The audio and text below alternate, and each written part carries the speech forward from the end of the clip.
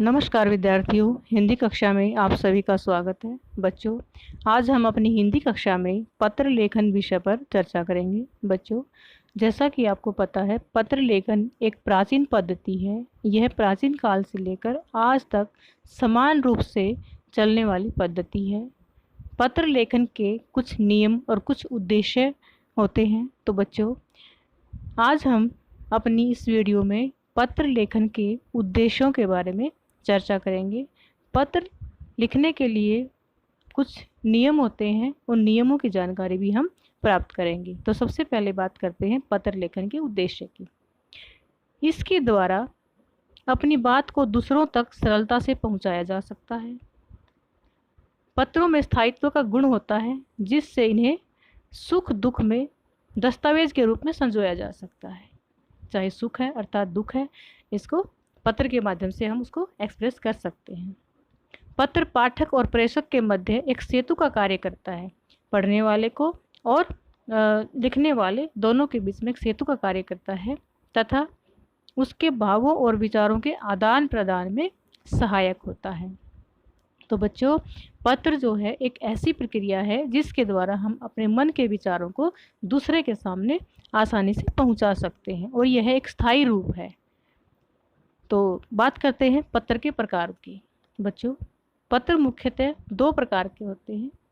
Number 1 अनौपचारिक पत्र और नंबर 2 औपचारिक पत्र। बच्चों, अनौपचारिक पत्र वे पत्र होते हैं जो हम अपने किसी सगे संबंधी, नज़दीकी मित्र, रिश्तेदार किसी को लिखते हैं।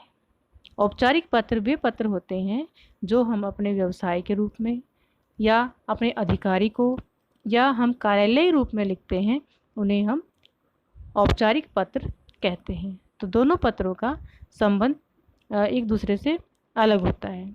तो सबसे पहले बात करते हैं औपचारिक पत्र की। यह पत्र उन लोगों को लिखे जाते हैं जिनसे लिखने वाले का कोई व्यक्तिगत संबंध नहीं होता, अर्थात जिस बॉस या ऑफिसर को हम लिखते हैं उसको हम बहुत अच्छी तरीके से, बहुत नज़दीक से नहीं जानते हैं।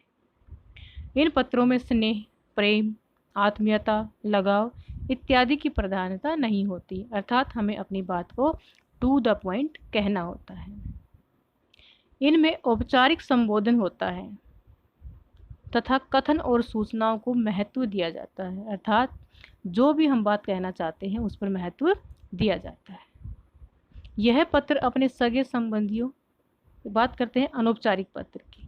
बेटा, अनौपचारिक पत्र अपने सगे संबंधियों और परिचितों को लिखे जाते हैं। इनमें प्रेम, स्नेह, लगाव, आत्मीयता इत्यादि की प्रधानता होती है। यह व्यक्तिगत पत्राचार होता है, अर्थात हम व्यक्तिगत रूप से एक दूसरे से अपने भावों का आदान प्रदान कर सकते हैं। अतः इनमें आपसी संबंधों की गहराई, सुख दुख इत्यादि का विवरण बहुत ही अच्छे तरीके से किया जाता है। बात करते हैं अनौपचारिक पत्रों के प्रकार की। बच्चों, अनौपचारिक पत्र हम अपने भाई बहन, सगे संबंधी, मित्र, दोस्त, माता पिता या किसी रिश्तेदार को लिखते हैं। तो बच्चों, इन पत्रों में हम अपने मन के भावों को महत्व देते हैं, न कि भाषा और भाषा के महत्व को। हमें अपने मन के भावों को व्यक्त करना होता है और इसमें, इन पत्रों में हमारी आत्मीयता जुड़ी होती है, इसमें लगाव जुड़ा होता है। तो अनौपचारिक पत्र लिखते वक्त हमें किसी फॉर्मल लैंग्वेज या भाषा की ज़रूरत नहीं होती, हम साधारण रूप से विचार